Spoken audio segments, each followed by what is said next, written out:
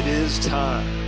It is time to brew your best beer. Brought to you by Beer Grains Supply Company, BrewTubers Online Brewers Club, Brew UK, Panhead Brewery, Tanner Ritchie, Finney's Homebrew Emporium, Brig Selv, Hackney Brewery, Hashigo Sake, Mangrove Jacks, Sprig and Fern Tavern, Yakima Valley Hops.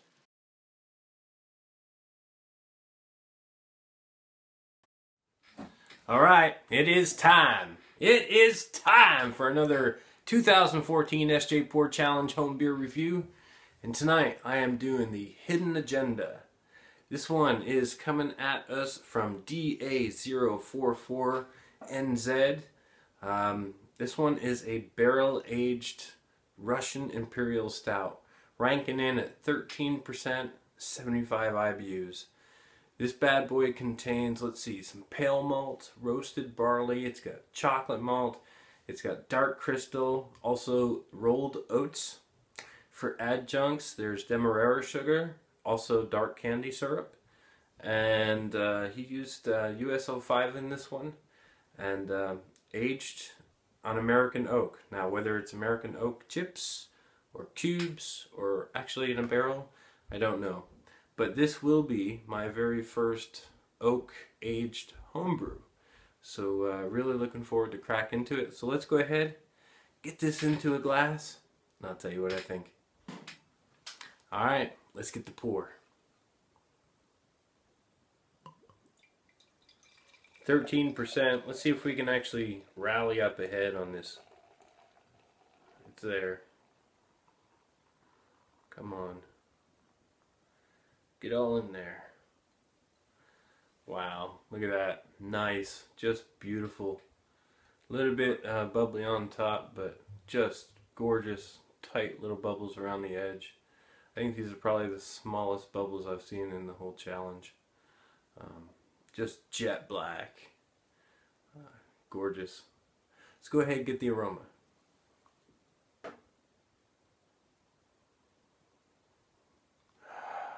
Okay. I get some sort of lighter fruits in that one, but then towards the end of the whiff, you know, on this big old nostril, I got just a hint of roastiness. Now it says recommended to serve at 13 degrees. My my brewery is currently at 12 degrees Celsius, so it's pretty close. It's been sitting here cellaring at this temperature in the brewery for like the last week. So let's go ahead and get another whiff.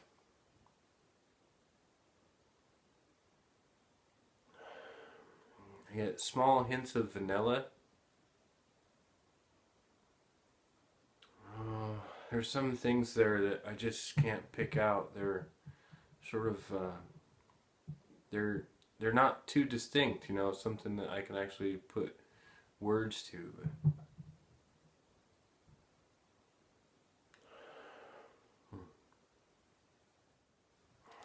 It's like a light chocolate as well. From it I also get, like, you know, when you were a kid, your mom made you like some of those chocolate oatmeal cookies. I'm getting just a hint of that, just a hint of in there. So, alright, I can't wait any longer. Dan, thanks a lot for entering this into the challenge. Really looking forward to getting into this. Best of luck in the challenge. Cheers.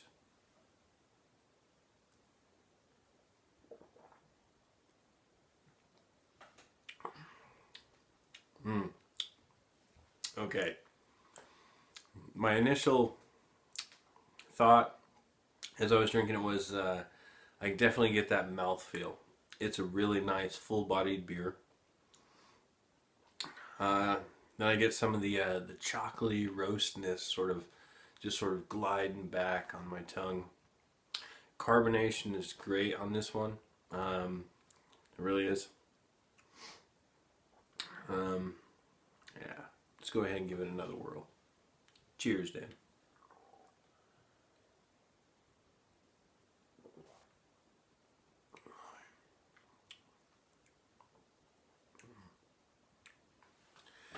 Really, the biggest thing that just gets me is that mouthfeel. It's just coating my tongue all the way down in the back.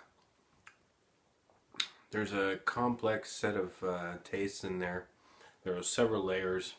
I can taste that candy syrup in there, that candy syrup. But it adds to the complexity and provides a very good sweetness to this. And at 13%, I get very little alcohol notes from it. I mean, surprisingly so. Take a look at this thing. You know, I give it a whirl. Just give it a little swirl in the glass. You see the foam on that? It's just sort of gliding down. It's really dark too along the edges. It's got like little chocolate chip flakes in there or something. It's not from the wax, it's from the beer. It influences the color of the malt. Cheers.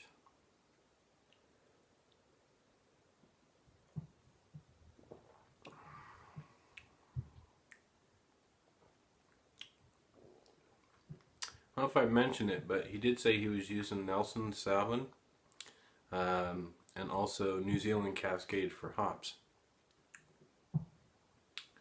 And I do get a bit of a vinous sort of note from this.